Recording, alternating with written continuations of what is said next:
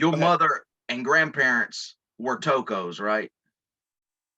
Yeah, yeah. So they actually, they're like one of the founding families of the Detroit mob, right?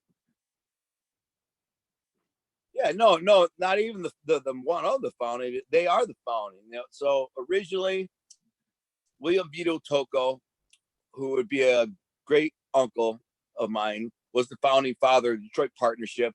There's kind of a mafia war going on, a lot of people killing each other. He organized everybody to stop that and said, we're going to be all together, one team, make a lot of money, yada, yada. It was during Prohibition.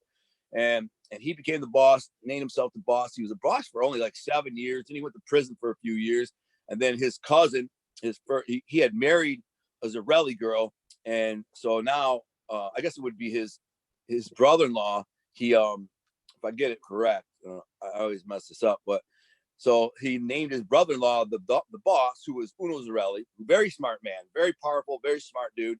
He controlled the mafia for like 40 years. So he names his son the new boss, who's like the acting boss now that he goes into semi-retirement, buys a condo in Miami, and just wants to freaking ride out the wave. The guy's got millions of dollars, been running the mob for 40 years, made millions. And he got Tony Giacalone and Billy Giacalone kind of run the street affairs so he could kind of walk away. He was actually, Tony Giacalone was his driver, so he named him street boss. But anyways, Tony Zarelli, who is now the acting boss, gets busted in this casino skim thing. And he goes to prison, and it was kind of stupid how they got busted. So he really kind of disgraced the family. He disgraced Uno Zarelli, the godfather, by getting busted. And when he got busted, it wasn't that he only went to prison for 4 years, but he brought all this attention on Vegas, which illuminated all this hands the mafia had in these Vegas casinos, and it really created a domino effect. Now you got all these guys get busted, the whole, like the movie Casino, all that was because of Tony Zarelli, who got busted. So now the real boss says to his son, I'm going to pass over you, and I'm going to name your cousin, Giacomo, Blackjack Tocco, the new boss. And so, which is, again, Uno Zarelli's brother-in-law was originally, now it goes to William, that was William Vito Tocco. Now he gives the family back to the Toccos, says, your son, this is Black Bill Tocco's son, Jack, we're giving him the family. So now Uno Zarelli steps away and lets Jack Tocco take over. And that's when there was kind of a big divide between Tony Zarelli and Jack Tocco. He was salty. He was mad that his own father passed him over and gave the family to his cousin. And it created a lot of animosity that lasted for years. Tony Zarelli kind of worked away from the family. He kind of had his own little mini family where he just did his own thing over here, while the boss did his own thing here. But the boss basically made the Giacalone brothers the bosses of the streets and handle everything. And Tony Zarelli didn't really like that, but there's nothing you can really do about it because that's the boss. And so they ended up getting in a fist fight when they were like 80 years old, which is crazy, man. These two old men were fighting.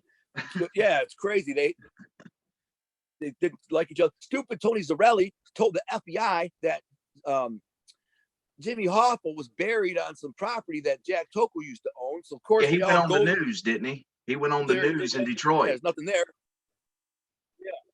Yeah. So like a little bitch, he does this. Of course, it humiliates Jack Tocco. It humiliates the entire family. This punk, he's broke. Jack Tocco put him on the shelf. He cut him out of all the rackets. No more construction, no more nothing. He used to say, you're out of here. You're a freaking bum. And the reason for that was because his crew, which was Nobe Tocco and a bunch of freaking doofuses, a bunch of lackey losers, basically did the same stuff that I did. They just weren't as good as me at it. You know what I'm saying? They were bad at extorting people, and they got busted extorting some freaking bookie, and the guy testified, and it created this huge freaking domino effect that ended up getting the whole family busted. And so that really pissed off Jack Tocco, and that's when he shelved Tony Zarelli. He said, "You're out, man. Get the fuck out of here." Basically kicked him out of the family, and so he didn't have any money. So Zarelli didn't have the money, so he was trying to get like a book deal, yada yada yada. He had Scott Bernstein writing his book, and what happened was they didn't find nothing. And Nove Toko, which was Tony Zarelli's guy, got busted and turned rat, turned rat, and was the only made guy to ever rat in Detroit ever. Only guy ever flipped.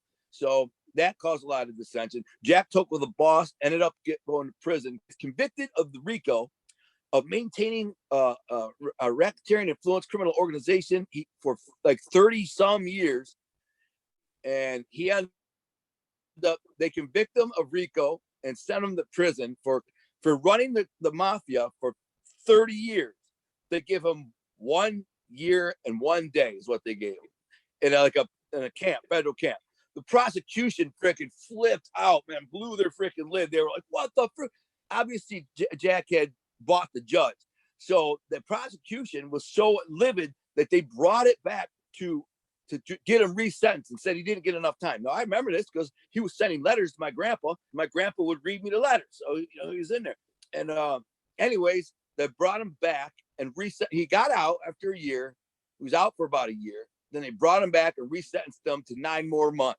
And clearly the freaking judge was on the payroll. A guy gets busted for RICO and controlling the Detroit Mafia for 30 years, and all they got was freaking 18 months or whatever. So that really pissed off freaking Jack, and that's when he told Tony, "Get out of here," and everyone connected to Tony to get the hell out of here. And a couple of them got caught wiring up.